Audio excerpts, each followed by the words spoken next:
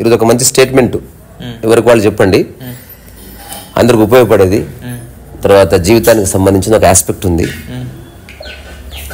అందరూ మారితే నేను మారతా అంటే గనక ఇక జీవితంలో నువ్వు ఆనందంగా ఉండే అవకాశం లేదు. అంటే నువ్వు నన్ను ఏమనకుండా ఉంటే నేను హాయిగా ఉంటా. ఎవరు ఏమన్నా అంటే నేను ఖచ్చితంగా డిస్టర్బ్ అవుతా నువ్వు అనుకుంటే నేను ఖచ్చితంగా డిస్టర్బ్ అవుతావు. ఎందుకంటే ఎవరైనా ఏమైనా అనవచ్చు జీవితకాలం. ఎందుకంటే ఎదుటి వ్యక్తిని నియంత్రించే ఒక మెకానిజం మన దగ్గర లేదు.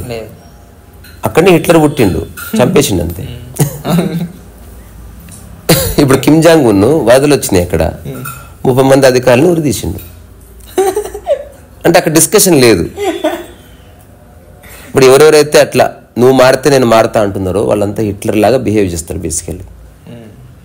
ఎవ్వరు మారకపోని నేను ప్రశాంతంగా ఉంటా, లేదా వాళ్ళకు దూరంగా జరిగుండు. ఎవరైతే నేను తాళ్లతో కట్టేయలే కదా, నన్నే చూడు నేను ఇట్లా ఎక్కిరిస్తున్నాను నన్ను చూడని ఎవరు అన్నారు కదా. వాళ్ళ తలెత్తి తిప్పి చూడకపోతే అయిపోయా. ఫిజికల్ గా రారు, నిన్న ఆపరు. ఫిజికల్ గా ఎవరు రారు, ఫిజికల్ గా వస్తే ఇట్ ఇస్ ఎ క్రైమ్. మాటల వరకు ఉంటాయి అట్లా అట్లా అట్లా సూటిపోటు మాట్లాడారు, నువ్వు కాదనుకో. సో నీ పనేందో నువ్వు చేసుకోవడానికి భూమి మీదకి వచ్చినావు, కానీ ఇట్లాంటి పెట్టి థింగ్స్ని పట్టుకొని లైఫ్ నరకం చేసుకోవడానికి రాలే. ఇప్పుడు నేనైతే ఎవరేమన్నా పట్టించుకోను. నేను కూడా. నువ్వురా టైసన్, నువ్వు?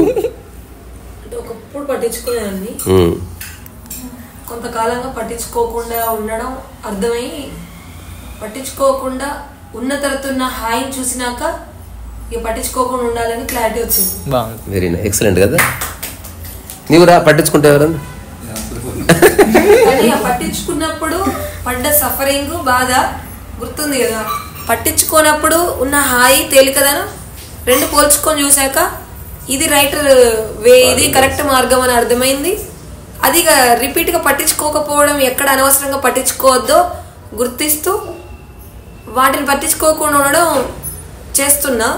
తద్వారా హాయిగా ఉండడం చేస్తున్నాను.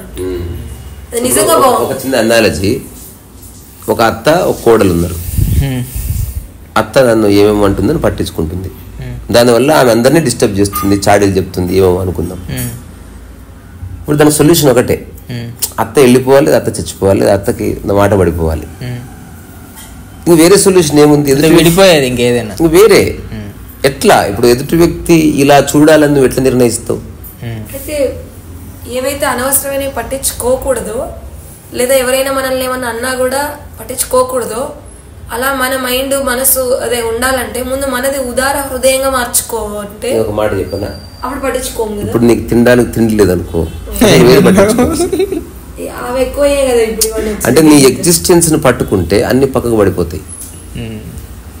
అన్ని ఉండి కూడా, ఇప్పుడు డబ్బులుండి అన్ని వసతులుండి కూడా పట్టించుకునే మైండ్లు ఉన్నాయి కదా. మళ్ళీ లేనోడుకుండో అంటున్నాడు. అదే అంటున్నా, ఇప్పుడు నీ అందుకే ఏ రోజు ఆ రోజు బతికిన వాడికి ఈ సమస్యలు ఉండవు, అసలు అంత టైం ఉండదు. ఇప్పుడు నువ్వు ఈరోజు వంట చేస్తున్నావు, నువ్వు వంట ఏ ఉద్దేశంతో చేయాలంటే ఈ వంట చేయడం నాకు అత్యంత ముఖ్యమైన పని, నా అస్తిత్వ పని అనుకున్నప్పుడు అది బరువు కింద ఉండదు. ఇంకా ఆ తర్వాత నువ్వు వంట చేసినా పోయి పడుకో, పక్కన కూర్చొని నీ గురించి 100 చెప్పుకుంటున్నారు, లేచి దూరం పడుకో. ఎప్పుడన్నా ఒకసారి అనడం వేరే, నిన్నే అని పాయింట్అవుట్ చేసింది ఎదురుగొచ్చి అంటే అప్పుడు ఆన్సర్ ఇద్దు. కానీ మన దృష్టి పక్క వాళ్ళ మీద నుంచి పక్కకు జరగాలి. ఎగ్జాంపుల్, ఒక ఎలుక వచ్చిన బుట్ట ఏదో ఉంది, లేదా పూల బుట్ట ఏదో ఉంది, నువ్వు పూల బుట్ట తీసుకొని వెళ్తావు, కానీ ఆ ఎలుక వచ్చిన కంపోజన్ పట్టుకొని వెళ్ళావు కదా. అంతే అంతే. అట్లా ఇప్పుడు నేను ఒక రహస్యం చెప్తా, ఎవరికి వాళ్ళు క్రాస్ చెక్ నువ్వు కూడా చూసుకో. టైసన్ ఒక ఆమె అన్నది నేనేం పట్టించుకోవడం లేదు, ఒక్క మాట అనడం లేదన్నది. ఇంకొకడు మాటలు అంటున్నాడు కానీ వాడు అసలు పట్టించుకోవడం లేదు. ఈ రెండు చూడడానికి విరోధంగా అనిపిస్తాయి, కానీ రెండవ స్థితి మంచి స్థితి. నువ్వు అవసరం వస్తే ఒకరిని అనడం వేరే, కానీ ఇక్కడ క్యారీ చేస్తలేవు. ఒకడు ఏమనట్లే క్యారీ చేసి చేసి చేసి నెలకోసారి బరస్ట్ అవుతున్నాడు. మూడో స్థితి కూడా ఉండదు, అంటే అవసరమైన మేరకు జస్ట్ కొంచెం ఏదైనా చెప్పి మొత్తమే ఇక పట్టించుకోకుండా ఉండే. అది ఎలా ఉంది నిజానికి? అందరు అట్లనే ఉండాలి. మనం డైరెక్ట్ గా అన్ని ఓపెన్ గా కొన్ని అంటే కూడా ఇప్పుడు పట్టించుకోము అనేసి. ఇప్పుడు ఒక్కొక్కరికి ఇప్పుడు ఒకరికి ఒక అత్త ఉంది, 20 మంది అత్తలు ఉంటే ఒక్కొక్కరు ఒకలా బిహేవ్ చేస్తారు. ఒక్కొక్కరికి మినిమం 20 సార్లు పెళ్లి చేసుకునే అవకాశం ఉందను. అప్పుడు 20 మంది అత్తలు ఉంటారు, ఒకటి ఉంటున్నారు. ఇంకా లైఫ్ అంతా ఆనందంగా ఉండే అవకాశం లేదు అంతే. ఇంకా దీని అర్థం ఇప్పుడు నువ్వు ఎక్కడికి వెళ్ళినా వేరే మైండ్లే కదా. షాప్ సో ఇప్పుడు బుద్ధుడు కరెక్టే. అండ్ రెగ్యులర్ గా ఇంట్లో ఉండేవాళ్ళు, ఇంటి పక్కోళ్ళు, ఇంటి ఓనర్ వాళ్ళు లేదా నేబర్స్ అన్ని మైండ్లే. ఇప్పుడు బుద్ధుడు చెప్పిన ఒక చిన్న సూత్రం చెప్పి ముగిద్దాం. అసలు ఎవరి దిక్కు చూడక. నేను అమెరికా మొత్తం ఉన్నప్పుడు ఈ చిన్న ప్రయోగం చేసిన. నేను షికాగో నుంచి సారీ ఎక్కడి నుంచి మన డెట్రాయిట్ నుంచి షికాగో నేను బస్సులో పోయినా. గ్రేహౌండ్ అంటారు దాన్ని. అప్పుడు నాకు అందరు ఇచ్చిన సలహా ఏంటంటే, గ్రేహౌండ్లో నల్ల జాతీయులు ప్రయాణం చేస్తారు, వాళ్ళ దగ్గర రేసిజం ఉంటుంది. రేసిజం అంటే జాతి వివక్ష. అంటే నువ్వు చూసినా తప్పుగా తీసుకుంటారు వాళ్ళు. రెండోది, ఏ మార్గం ద్వారా అది వెళుతుందో అక్కడ క్రైమ్ లేదు. అంటే చంపినా క్రైమ్ ఉండదు. కొన్ని ప్రాంతాలు ఉన్నాయి అమెరికాలో, అక్కడ క్రైమ్ ఉండదు. పోలీసులు ఉంటారు, ఆ ఊరు మొత్తాన్ని సీల్ చేశారు అంతే. ఒకరినొకరు చంపుకున్న కేసులు గీసులు ఏమి ఉండదు. ఎందుకంటే పోలీసు పైన చంపేస్తారు. ఏమంటారు, నటోరియస్ క్రిమినల్స్ ఉండే ప్లేస్ అది. ఇప్పటికే ఉంది అట్లా. ఇప్పటికీ అయితే వాళ్ళందరూ చెప్పింది నాకేమిటి, మీరు ఎట్లా జర్నీ చేయొద్దంటే, మీరు ఎప్పుడైనా జర్నీ చేశారా అని అడిగా. మేము జర్నీ చేయలే అన్నారు. మరి ఊహించి చెప్తున్నారా అన్నారు. అంటే వార్తల్లో చూస్తున్నాం కదా అన్నారు. ఇది నిజమా కదా నేను తెలుసుకోవాలనుకుంటున్నా. నేను ఒక బుద్ధుడు చెప్పిన సూత్రాన్ని పాటించి వెళుతా, చూద్దాం. అంటే నాకు ఒక గట్ ఫీలింగ్ ఉంది, ఒక గంషన్. నేను బస్ ఎక్కి కూర్చున్న తర్వాత దాదాపు 16 గంటల ప్రయాణం. ఇక్కడిక్కడ కాదు, ఎక్కడ నేను ఎవరికి తలెత్తి చూడలే. నేను జస్ట్ ఒక బుక్ చదువుకుంటూ కూర్చున్నంతే. బస్సు దిగినా, రెస్టారెంట్కి పోయినా, can I have a drink please అని డబ్బులు ఇచ్చి వాళ్ళ ఫేసెస్ చూడలేదు నేను. అసలు నాకు తెలియదు వాళ్ళని ఎట్లా చూశారు కూడా. ఇది ఒక పద్ధతి. ఇది అద్భుతమైన పద్ధతి, ప్రతి ఒక్కడు ఆచరించాల్సిన పద్ధతి. ఎందుకంటే మనుషులతో ఉండకుండా ఎటన్నా పో హిమాలయాలకు పీక్కొని అప్పుడు చూసేటోడు ఉన్నాడు. అప్పుడు కోరుకుంటే ఎవడన్నా ఒకడు వస్తే బాగుండు నాతో మాట్లాడేవాడు. అట్లుంటుంది. చుట్టుపక్కల మనుషులు ఉంటేనేమో వాళ్ళు అట్లా చూసిరి, వాళ్ళు ఎట్లనిరి, వాళ్ళని చూసి మూతి తిప్పిరి. అసలు ఎందుకు చూసినావు? నువ్వు చూడవలసింది నీ పనిని, నువ్వు పట్టించుకోవాల్సింది నీ జీవితాన్ని, నీ ప్రశాంతతని. నువ్వు మాటలను పట్టుకొని ప్రశాంతతను వదిలేస్తావా, ప్రశాంతతను పట్టుకొని మాటలను వదిలేస్తావా? చెక్ చేసుకో. ఎవరన్నా అవాంఛితంగా కావాలని ఎవరన్నా ఆక్షేపిస్తుంటే అప్పుడు నీకు సపోర్ట్ వస్తారు అందరూ. ఇంట్లో తెలియదు. ఇప్పుడు ఎవరు ఆక్స్ఫర్డ్ రిటర్న్ కాదు, కేంబ్రిడ్జ్ యూనివర్సిటీ చదువుకోలే, పర్సనల్ డెవలప్మెంట్ ట్రైనింగ్లు తీసుకోలే, వాళ్ళకి తెలియదు ఎట్లా ప్రవర్తించాలో, ఎలా అనాలో మాటలు. నువ్వు ఒకసారి ఒక బుక్ గురించి కూడా చెప్పావు, అంటే పేరు నాకు గుర్తులేదు, వే ఆఫ్ కమ్యూనికేషన్ ఏదో ఉన్నాయి. అంటే ఈ ఎలా మాట్లాడుకోవాలి, ఎలా రిప్లై ఇవ్వాలి, ఇది ఇప్పుడు ఏంటి, ఎలా రిప్లై ఇచ్చినా ఎలా మాట్లాడుకున్నా పట్టించుకోని దాని గురించి నిజమైన ఇప్పుడు డిస్కషన్ జరుగుతుంది. అలా ఆ బుక్ లో ఎలా మాట్లాడుకోవాలి ఉంటుందా? ఉంది. అంటే అనే సూచనలే అట్లా చెప్పిన వాళ్ళ కూడా గొడవలేదు తెలుసా. అంటే ఇంట్లో ప్రాబ్లం ఉంటుంది ఎప్పుడు. అందుకే ఇప్పుడు రాజమౌళి కుటుంబంలా ఉండాలి మనం. పని తప్ప వేరే చర్చ లేదు. ఇంకా రాజమౌళి ఇంట్లో 20 మంది ఉంటారు, 20 మంది ఒకటే పని మీద ఉన్న, సినిమా తప్ప వేరే చర్చ లేదు. రెండోది, ఒకరి డిపార్ట్మెంట్ లో ఒకరు వేలు పెట్టరు. మనము అదే చేయాలి. ఇప్పుడు రాజమౌళి వస్తే కథనే చెప్తాడు. ఆ చీపురు అక్కడ ఎవరు పెట్టిర్రు, అది నాది ఎవరు, నా కడ్రాయర్ ఎవరు ఎత్తుకపోయి, అంటే కడ్రాయర్ లేదు కొత్త డ్రాయర్ తెచ్చుకో, అది ఎవరు ఎత్తుకపోయారు అనేది టైం వేస్ట్. ఇప్పుడు వాళ్ళ రమ ఉంది, వైఫ్, వాళ్ళ కొడుకులు ఉన్నారు. సొంత కొడుకు కాదే, కార్తికేయ రమ కొడుకు, రమగారి కొడుకు, కానీ సొంతం చేసుకున్నాడు. ఉత్త సొంతం చేసుకుని తినబెడతలేడు. వాడు డైరెక్షన్ చేసిండు, అసిస్టెంట్ డైరెక్టర్, చాలా పని ఉంటుంది. సో మనం ఆనందంగా ఉండాలంటే పనే మాధ్యమం అవ్వాలి తప్ప బంధాలు బంధుత్వాలు మాధ్యమం కాకూడదు. అవన్నీ రక్తం తాగే సంబంధాలు, అవి వద్దు అవి. సరే మనం ఒక టైమింగ్ ఉన్నందుకు అర్థం చేయించడానికి దేనికో అరవచ్చు, కేక్ లేచది వేరే సంగతి. బట్ లోపల పిసుకో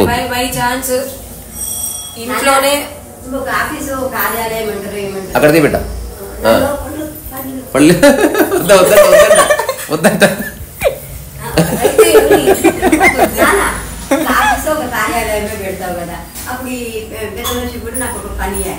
అందరికి పని ఉంది. నేను చెప్పేది ఆఫీస్ అంటే ఒకటి. ఇప్పుడు ఒకటి అడుగుతున్నా, ఇది ఆఫీస్ ఎందుకు కాదు? నేను అడిగిన దానికి ఆన్సర్ ఇది ఆఫీస్ ఎందుకు కాదు? మనం పనే మాట్లాడుకుందాం కదా, పెట్టి థింగ్స్ ని పక్కనేద్దాం. అవును. ఇప్పుడు నువ్వు బట్టలు ఆరేసుకుంటే ఎవరో పక్కకు జరిగి బట్టలు ఆరేసుకున్నారు, నువ్వు పక్కకు జరిగి బట్టలు ఆరేసుకుని కొత్త దారం కట్టుకుని వేసుకో, నీ దారం నువ్వు కట్టుకొని నువ్వు వేసుకో. వాళ్ళు నేను ఒకటి చెప్పన్నా, ఎక్కువ శాతం తెలియక చేస్తారు, ఎందుకంటే తెలుసుకునే ప్రయత్నం చేయలే. How to communicate with others. ఇప్పుడు అందరు డేల్ కార్నెగీ ఒక బుక్ రాసిండు, హౌ టు విన్ ఫ్రెండ్స్ అని. Win friends questions are the answers అని బోర్డులో ఉన్నాయి. వాళ్ళందరూ చెప్పింది ఇదే, వాళ్ళ జీవితంలోనూ చాలా అరిచారు, కానీ ఇక్కడ డిస్టర్బెన్స్ లేదు. ఇప్పుడు ఒక వ్యక్తి ముభావంగా ఉన్నాడు, ఇక్కడ చాలా కథ నడుస్తుంది, అది వెరీ డేంజర్. నేనేమంటున్నా, ఇక్కడ ఏది మొయ్యకు. ఇప్పుడు నాకు తెలిసిన కొందరు ఉన్నారు, వాళ్ళ ఇంటికి రాగానే అందరిని చూస్తారు, ఇంకా నేను రాగానే కాలు మీద కాలేసుకుని కూర్చున్నాడు చూసినావా, ఇంకా అది ఒక వారం రోజుల తర్వాత గొడవైనప్పుడు అన్ని తీస్తారు. ఇంకా చిన్న చిన్నవి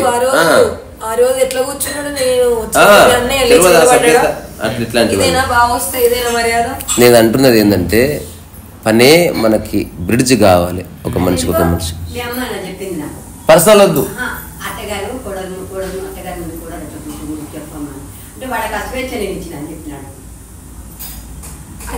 ఎవరు ఒపీనియన్ వాళ్ళది అంతే. అంటే ఇప్పుడు భాషను పట్టుకోకూడదు, మనకు డిస్టర్బెన్స్ లేని ఒక వాతావరణం ఉంది, దాన్ని మనం రిటైన్ చేసుకోవాలి, దాన్ని గుర్తించాలి.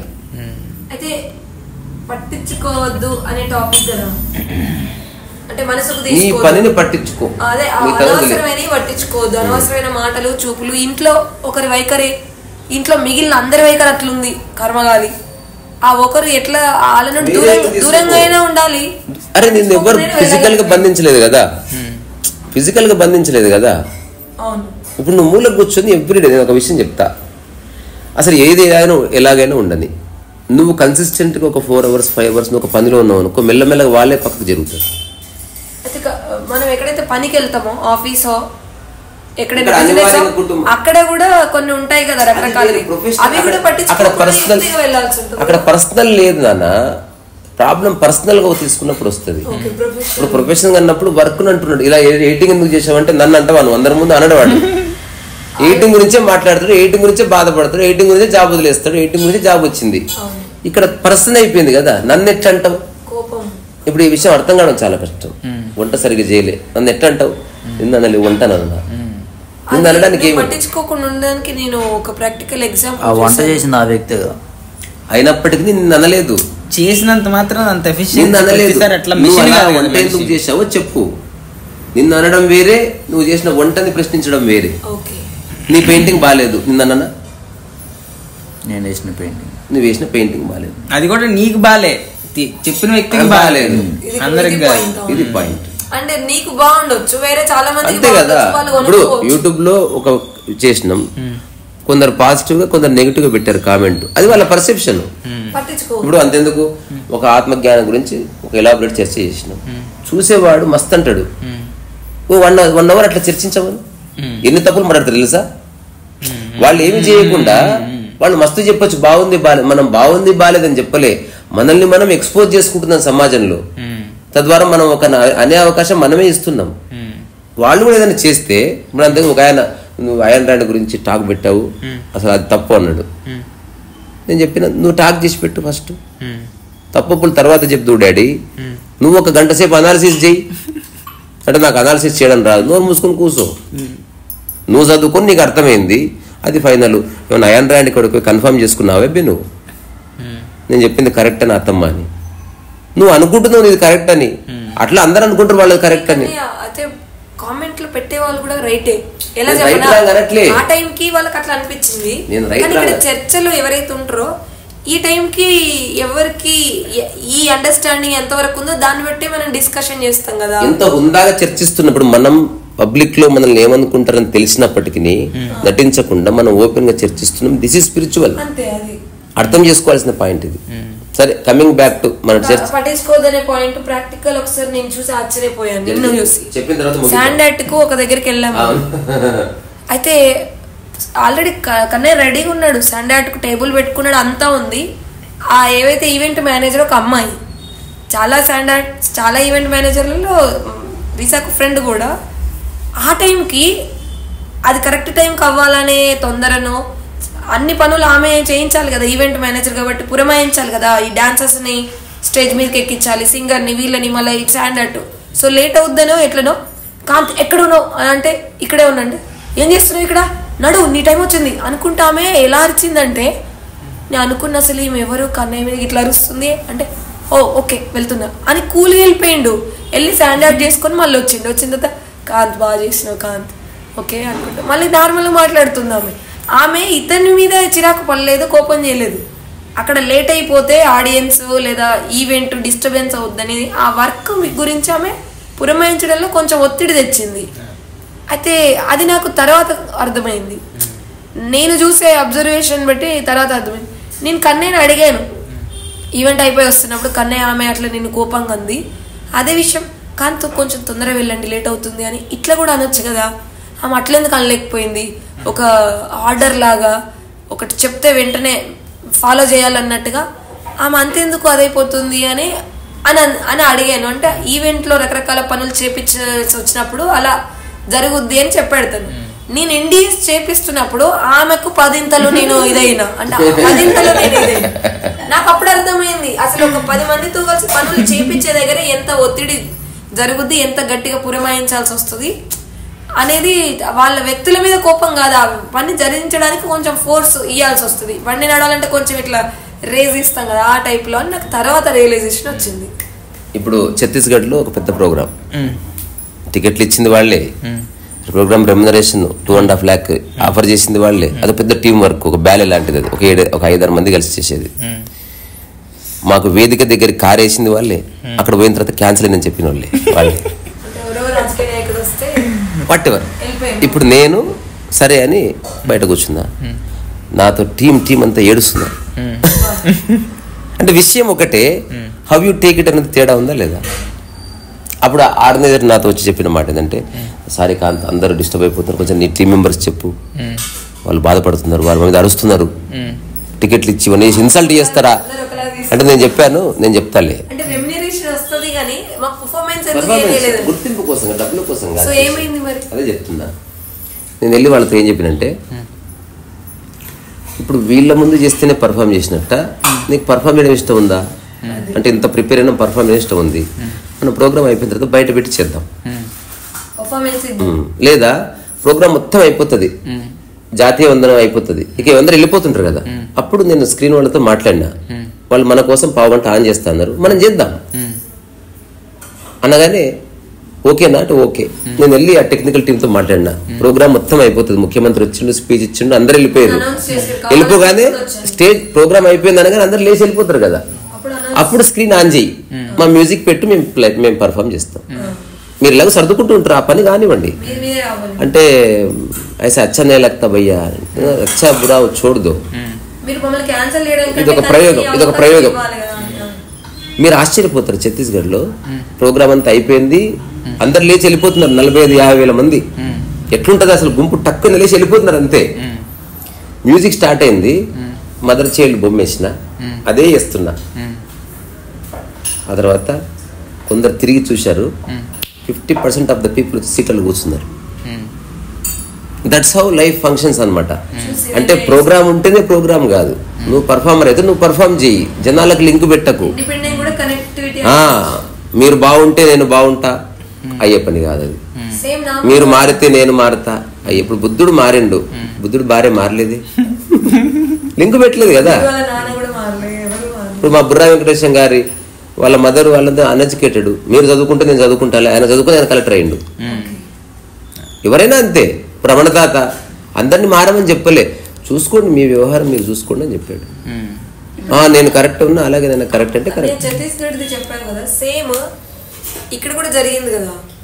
తెలంగాణ యూత్ వాళ్ళకి డ్రగ్స్ అన్నిటి మీద అవేర్నెస్ తెప్పించడానికి పోలీస్ డిపార్ట్మెంట్ వాళ్ళు కన్నయ్యతో ప్రోగ్రామ్ లో శాండాట్ ఇప్పించడం చేస్తే, యాజ్ ఇట్ ఈజ్ తిన ప్రోగ్రామ్ కరెక్ట్ గా అవ్వడానికి ముందే క్యాన్సిల్ అయింది. అంటే అక్కడే ఉన్నాం మేము, వేరే వాళ్ళ డాన్సులు అయినాయి, సింగింగ్ అయినాయి, ఏవేవో అయినాయి.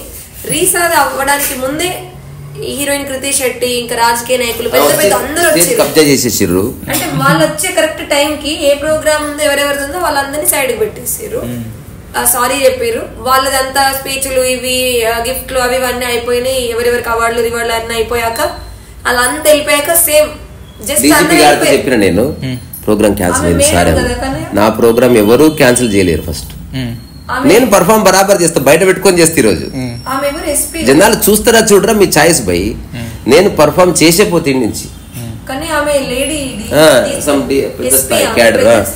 అయితే మొత్తం వెళ్ళిపోయారు జనాలు సారీ కాంత్ అనుకుంటూ వచ్చి చెప్తుంటే మేము మాట్లాడింది ఏంటంటే మీరున్న డిపార్ట్మెంట్ వాళ్ళు ఉన్నారు కదా పోలీస్ డిపార్ట్మెంట్ వల్ల చూడండి అని చెప్పేసి అందరు వెళ్ళిపోయాక ఓన్లీ డిపార్ట్మెంట్ వాళ్ళు అయితే ఉన్నారు ఎందుకంటే అరేంజ్ చేసి తర్వాత ఒక 20% ఆఫ్ ది పీపుల్ వచ్చేసారు మళ్ళీ లోపలికి చూసారు చూసి మస్తు ఎంజాయ్ చేసి అసలు మొత్తం ప్రోగ్రామ్ హైలైట్ అయిన ప్రోగ్రామ్ మనదే మళ్ళా లాస్ట్ లో ఎందుకంటే వాళ్ళు రికార్డ్ చేసుకున్నారు మళ్ళీ దాన్ని లైవ్ లో పెట్టుకున్నారు వాళ్ళ వెబ్సైట్ లో పెట్టుకున్నారు ఇట్ ఇస్ దేర్ చాలా మంది వచ్చి అంటే నేను ఏం చెప్తున్నా పరిచయం కావడం మానేయాలి ఊరుకు చాలా మంది ఫీల్ అయ్యారు ఎవరి ప్రోగ్రామ్ అయితే ఫీల్ అయ్యారు అవును రీసా నేను ఫస్ట్ ఫీల్ అయినా కన్నయ్య ఆ రాజకీయ నాయకులు వచ్చి వెళ్ళిపోయాకనైనా కనీసం నీ పర్ఫార్మెన్స్ అయితే ఈ స్టూడెంట్స్ చూడాలి అని టెక్నికల్ వాళ్ళతో వెళ్ళి నేను మాట్లాడుతుంటే కన్నయ్య చూసుకుంటూ నవ్వుతున్నాడు ఓకే అందరు వెళ్ళిపోయాకైనా పర్లేదు ఇతనైతే పర్ఫార్మెన్స్ ఇవ్వాలని చెప్తే వాళ్ళు ఓకే అన్నారు బట్ ఆ కొంచెం టైం నాకు ఉండే అరే ఇది అయితే బాగుండు అని కొద్దిగా ఉండే ఇంకా కొద్ది రోజుల తర్వాత అది కూడా పోయింది అది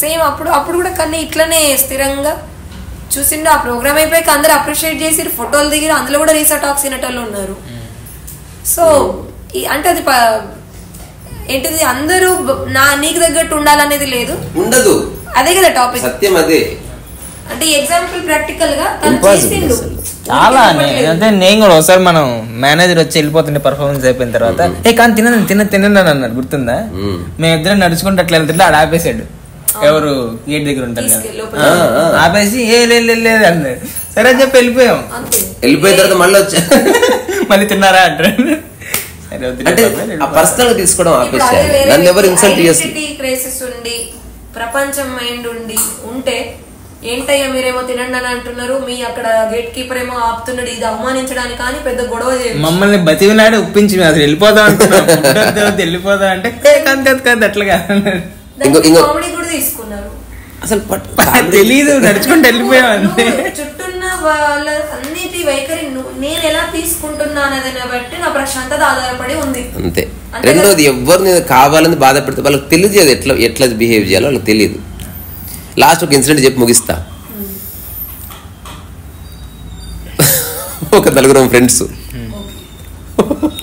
ఒక పెళ్ళికి పోయినాం పెళ్ళికి పోతే ఇట్లా ప్లేట్లు పట్టుకొని పోతే పని చేసేటోళ్ళు తర్వాత రావాలి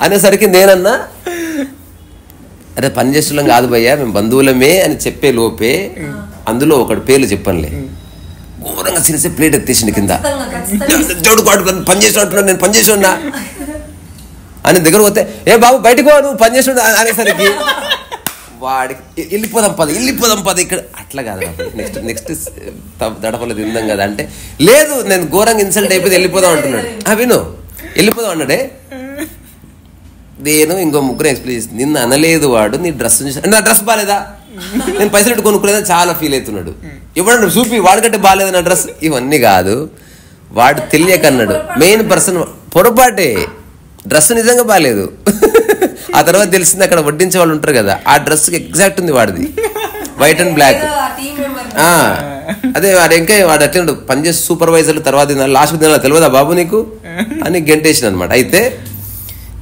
నేను ఇక్కడ ఒక్క క్షణం కూడా స్టాండ్ తీసుకున్నాడు ముండోడాడు ఇంకా అయ్యిందేదో అయిపోయిందని ఆటో ఎక్కి ఆటోలు అంతా ఇట్లా పొగలు వస్తున్నాయి వాడి నుంచి తెలుస్తుంది ఆటో వాళ్ళ కాపే జావు తుమ్గా నయమాలు అని వాడు నడుస్తున్నాడు ఇదంతా నడుస్తుంది నేను వాడిని సర్ది చెప్పే ప్రయత్నం చేస్తున్నా ఇట్లా పట్టించుకోకంటే మూతి వాళ్ళతో పట్టించుకో నీకు బుద్ధి లేదు నువ్వు పట్టించుకోని అని చెప్తున్నాడు అయింది అయిపోయింది హోటల్కి పోయినా బాలాజీ అక్కడ జరిగింది మిరాకిల్ ఇట్లా హోటల్కి పోయి ఇట్లా టేబుల్ చూసుకుందంటే బాబు చాయలకి అన్నాడు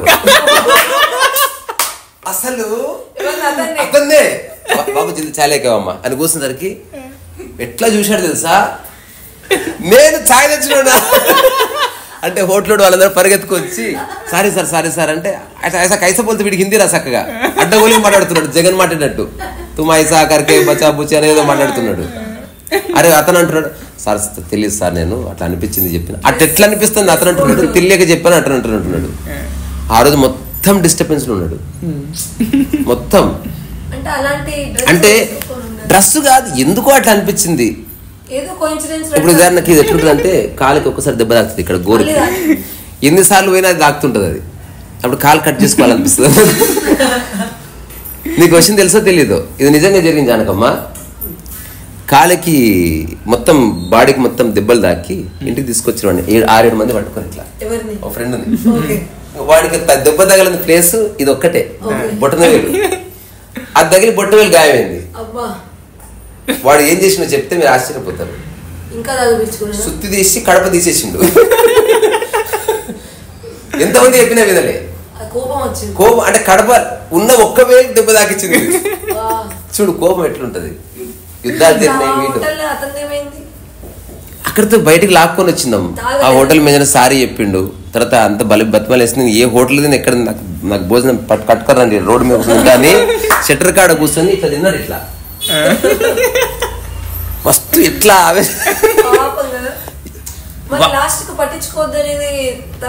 ఆడు ఇప్పటికి అట్లే ఉన్నాడు, క్లియర్గా ఉంటాడు. ఇప్పుడు లోపలికి పోగానే ముందు డ్రైవర్ని పంపిస్తాడు, మొత్తం అరేంజ్ చేసి రాపో అంటాడు. ఏదో సార్ వస్తున్నాడు ముందే అంటే ప్లాన్ చేసుకుంటాడు. ఆ రోజులు పోయినాయి, కొంచెం డబ్బుకి వచ్చింది తెలిసిపోతుంది అప్పుడే. అంటే అది డిక్లేర్ చేస్తాడు ముందే.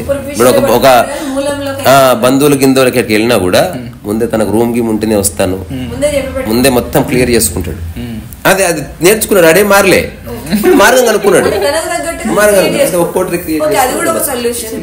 సో నేను చెప్పేది ఏంటంటే అందరు మారితే నువ్వు మారుతాను, కండిషన్స్ పెట్టొద్దురా పక్క వ్యక్తికి. ఎప్పుడు నీకు నువ్వు ఎన్ని కండిషన్స్ పెట్టుకో, నీవు జావుపోయి. అదే హిట్లర్ మెంటాలిటీ అంటే. నేను చెప్పింది తను మాట్లాడుతుంటే ఇట్లా ఇట్లా తూలితే చంపేస్తాడు. కండిషన్ పెట్టడం. ఇప్పుడు ఇది అమీన్ ఉన్నాడు, అతను ఒక డెమోక్రటిక్ స్పీచ్ ఉంటుంది, ఇంటి పిచ్చి ఎక్కుతుంది మీకు.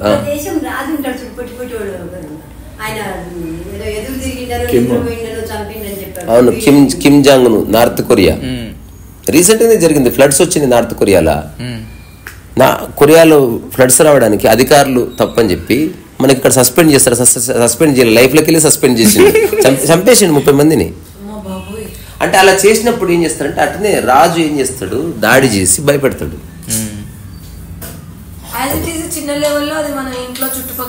అందరు అదే చేస్తున్నారు. నువ్వు ఉన్నదాన్ని కాపాడుకో, లేదా అక్కడి నుంచి వెళ్ళిపో, డిస్టర్బ్ చేయకు. అంటే నీకు అసలు ఆ రైట్ లేదు. ఇది ఐ మీన్ ఆ స్పీచ్ చెప్పి ముగిద్దాం. సో మనకు డెమోక్రటిక్ గా ఎన్నికలు జరుగుతున్నాయి. డైలాగులు, ఎన్నికలు సామరస్యంగా జరగాలి, అందరు నాకే ఓటేయాలి. ఇంక ఎన్నికలు అంటారా దీన్ని? ఒకవేళ నాకు ఓటేయకపోతే నేను మరణశిక్ష వేస్తా. మీరు నన్ను రాజు ఇక్కడ అధ్యక్షునిగా చూడకూడదు. I'm God for you. నేను చెప్పింది ఆచరించాలంతే. ఇది ఇప్పుడు ఇది ఏమైనా స్పీచ్ అంటారా దీన్ని? మరణ శాసనం అంటారు. సో చాలా మంది ఎవరైతే కండిషన్స్ పెడతారో నా దృష్టిలో దుర్మార్గులు వాళ్ళంతా. ఇప్పుడు నా కోపం వచ్చింది, నేను కన్నమ్మకి చెప్పిన నువ్వు వాళ్ళతో మాట్లాడితే బాగుండదు, ఇది రాంగ్. నా గొడవ నాదే, నీవు మాట్లాడుకో. మనం ఏం చేస్తాం, నాకు నచ్చలేదు కాబట్టి నువ్వు కూడా మాట్లాడొద్దు, ఇది తప్పేది. కొన్నిసార్లు కన్నమ్మకి నాకు ఈ చర్చ జరిగింది, నిన్న ఎప్పుడు నేను దాన్ని ఒప్పుకోలేదు. నో, ఇప్పుడు నవీన్తో నీకు గొడవ అయింది, నాకు లేదే. నాకు స్నేహం ఉంది, నేను నీ సమక్షంలో మాట్లాడను. కానీ మేమిద్దరం మాట్లాడుకోవద్దు, ఫోన్ మాట్లాడుకోవద్దు. ఫోన్ చూపి ఫోన్ చేసిందా, ఇది అయ్యే పని కాదు. నేను చెప్పి ఎగ్జాంపుల్ అంటే దాని. సో చిన్న చిన్న విషయాల్లోనే జీవిత సత్యాలు ఉన్నాయి. ఏదైనా మనం భూమి మీద ఉన్నది ఆనందంగా ఉండటానికే తప్ప గొడవలు పడ్డానికో, బాధపడ్డానికో, ఏడటానికో కాదు. ఫ్రెండ్షిప్ లో కూడా ఇప్పుడు పార్ట్నర్స్ లో అయితే పాజిటివ్నెస్ తో ఎలాగో అది జగమెరిగిన సత్యం జరుగుతూ ఉంటుంది మాక్సిమం. చాలా మందిలో, తక్కువ మందిలో జరగదు. ఫ్రెండ్షిప్ లో కూడా ఒక క్లోజ్ ఫ్రెండ్ రెగ్యులర్ గా మనకు ఫ్రెండ్ ఉండి సడన్ గా అతనికో ఆమెకో కొత్త ఫ్రెండ్స్ అయినా ఓర్చుకోలేరు. ఏదైనా నువ్వన్నీ కరెక్ట్, ఇవన్నీ రకరకాల వైఖరులు పట్టించుకోలే. అంటే నాతోనే ఫ్రెండ్ ఉండరు, నీతో కూడా ఫ్రెండ్, వేరే వాళ్ళు కూడా ఫ్రెండ్ లేదు, ఓన్లీ నాకు మాత్రమే నువ్వు ఎక్కువ క్లోజ్ ఫ్రెండ్, నేనే నీకు బెస్ట్ ఫ్రెండ్ అని పట్టించుకో. అష్టావక్ర గీతలో ఒక స్టేట్మెంట్ చెప్తా, ఎండ్ చేద్దాం. ఫ్యాన్ పట్టుకున్నవా నీకు విముక్తి లేదు, గాలిని పట్టుకు విముక్తి ఉంది. నువ్వు ఫ్యాన్ కొన్నది ఫ్యాన్తో బంధం ఏర్పాటు చేసుకోవడానికి కాదు, గాలి కోసం. ఫ్యాన్ పని చేయలేదు, గాలిలో చోటుకు పోతున్నావా లేదా? అట్లా ఒక ఫ్రెండ్ నీకు నచ్చలేదు, ఫ్రెండ్షిప్ అనేది ఉంది, ఫ్రెండ్ లేడు, ఇంకో ఫ్రెండ్ దగ్గరికి వెళ్ళి ఆ ఫ్రెండ్షిప్ చూసుకో. ఈ హోటల్లో మనకు భోజనం నచ్చలేదు, ఇంకో హోటల్కి వెళ్తాం, హోటల్ మూయిస్తామా? అదే హోటల్లో లొట్టలు వేసుకుంటూ 50 మంది ఇంటనే ఉంటారు మన ముందే. మనకు నచ్చలేదు. ఇప్పుడు నేను ఒకసారి హోటల్కి వెళ్తే నాకు ఉప్పు ఎక్కువ అనిపించింది, నేను పిలిచి ఉప్పు ఎక్కువైందన్న. వాడు ఆ చిన్న స్పూన్తో తీసుకుని ఠీకే సాబ్ అన్నాడు. నువ్వు చేసిన కూడా అట్లా అన్నావన్నా. అక్కడ ఎవరో ఒక వ్యక్తి వస్తున్నారు, పెద్ద ఆయన, తెల్లబట్టలు వేసుకుని ఉన్నాడు. ఆయన డయాబెటీస్ ఇవన్నీ ఉండొచ్చు, మా ప్రాబ్లం. సార్ ఇది నేను చెప్తే నమ్మట్లేదు, చెప్పండి. బహుత్ అచ్చా ఏ ముజే ఐసే హీ కర్కే బనావ్ అని చెప్తున్నాడు. అప్పుడు త్రివిక్రమ్ సినిమా చెప్పింది నేను చేసిన, చేతులు చేతిలో పెట్టుకొని కొప్పేసి నాకు నచ్చిన చోటుకు పోయి తిన్నా. అక్కడ ముందే చెప్పాలి కొంచెం ఉప్పు చూసుకోమని. బిలీవ్ చేస్తావు లేదో, 4-5 అడిగితే వాళ్ళు ఎవరు అందరు బయట వాళ్ళే, వాళ్ళు ఏం నాకు పక్షం తీసుకోవట్లేదు. చాలా బాగుంది, నాకు అర్థమైంది, నిన్న ఉప్పు ఎక్కువ తిన్నట్టుంది, నేను ఉప్పు తాకుతుంది. అక్కడి నుంచి వచ్చేసిన. అయితే ఇప్పుడు పాయింట్ ఓవరాల్ గా చుట్టుపక్కల ప్రపంచము, నా చుట్టూనోళ్ళు ఎవరు ఎలాగైనా ఉండని, నేను మాత్రం పట్టించుకోకుండా ఎలాగ ఉండాలనే మార్గమే. మనం ఇంటి వాళ్ళు క్లోజ్ పీపుల్ కాబట్టి 1-2 సార్లు 3 సార్లు చెప్తాం, ఆ తర్వాత ఎండ్ అయిపోవాలి. అంటే ఎవరికి వాళ్ళు ఇది స్వీయ విచక్షణ, స్వీయ నియంత్రణ 2 కావాలి.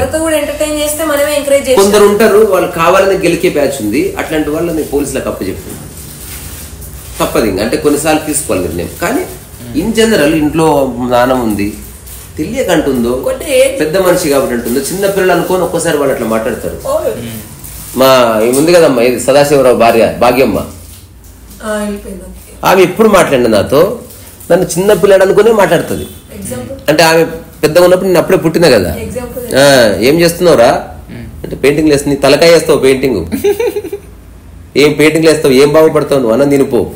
అరే ఇప్పుడు ఆమె తప్పు కదా, ఆమె వైఖరే అది. నన్ను ఆ చిన్న పిల్లాడే చూస్తుంది. నేను వాళ్ళ ఇంటి పైన సెల్ఫ్ లో ఊగుతున్నా, ఊగిట్లా ఎక్సర్సైజ్ చేస్తున్నా, ఏమన్నా అట్లా కోతిలా ఊగుతున్నావు అన్నది. నేను నా కండలు వస్తాయి, నీ బొంద కండలు వస్తాయి, నువ్వు బొక్కలు తేలున్నావు నువ్వు ముందు అని ఏదో అందరికి చెప్తుంది. వీడు బొంద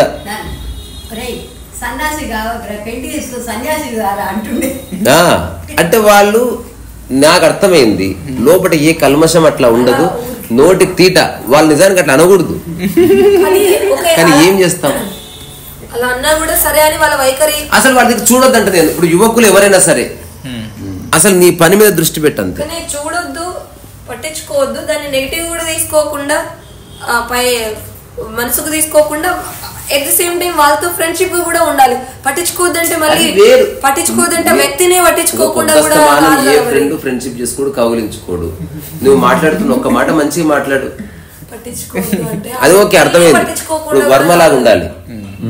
వర్మ ఇది ఆఫీస్ కదా, ఆఫీస్ వెళ్ళిపోయి రూమ్లో కూర్చుంటాను. ఎగ్జాక్ట్ ఇది చేయాలన్నా, ఎవరిని కేర్ కూడా చేయడు. పని ఉన్నవాడు వర్మ సమక్షంలోకి వస్తాడు, అప్పుడు నువ్వు మాట్లాడు. ఇక్కడ ఎవరితో నీకు పని లేదు, నీ పనితో నీకు పని ఉంది, అవునా కాదా? నేను చెప్తున్నా, నా పనితో నాకు పని ఉంది.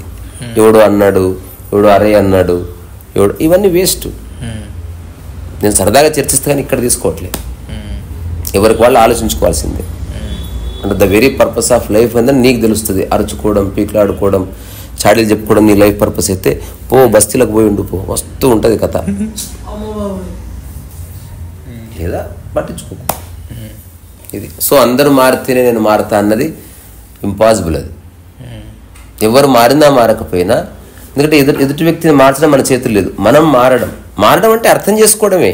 ఏమన్నా లింగ మార్పిడి చేయించుకుంటావా, లేదా ముక్కు తీసి వెనక పెట్టుకుంటావా? మారడం అంటే ఫిజికల్గా ఏం మారవే, జస్ట్ నువ్వు యూఆర్ షెట్టింగ్ యువర్ బ్రెయిన్, తీసుకోవట్లేదు అంతే, అంతే, అంతకు మించి ఏమి లేదు. సరే, మళ్ళా రీసా రస్వ వయసహ ఉన్న చోట హాయిగా ఉండండి. అనుకుంటే ఇంటిని స్వర్గంగా చేసుకుంటే ఎక్కడికి పోవాల్సిన అవసరం లేదు. ఒకవేళ ప్రయత్నం చేస్తే మన క్లోజెస్ట్గా ఉన్న పర్సన్స్ కోసం కొంత ప్రయత్నం చేయవలసి వస్తుంది. పరమహంస చేశాడు, రమణ మహర్షి చేశాడు, ఓషో చుట్టూ అమ్మాయిలే కదా, ఏమో గొడవలు. ఒక్కొక్కసారి ఓషో దమా ఖరాబ్ చేసుకొని ఒక్కొక్కరికి సారీలు చెప్పించి చేతులు వేయించి మళ్ళీ వాళ్ళు బయటకు పోయిన చూసుకుంటూనే ఉండండి రా అని చెప్పి ఓషో చెప్తాడు ఇట్లా అద్దాలు పెట్టుకొని వచ్చేవాడు. అప్పుడు 10,000 మంది ఉంటుంటారు వినేటోళ్ళు. ఆ శీలని అడిగేటోడు.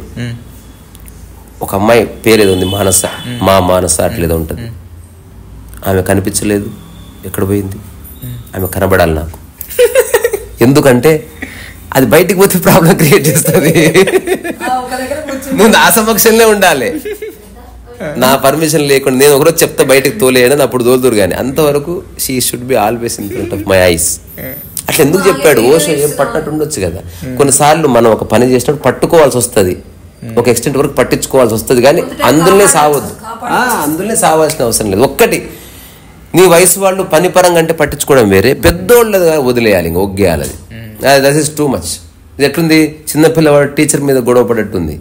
కట్టబట్టుకొని తిరుగుతాడు దొంగనా కొడుకు, ఉద్దేశం కోసం ఉన్నాడు. ఐసా నై చెల్తా ఇంతే మరి. ఓకే, ఇక్కడి నుంచే మీ ఓపికకి నమస్కారం చేస్తున్నా. Tata, by by.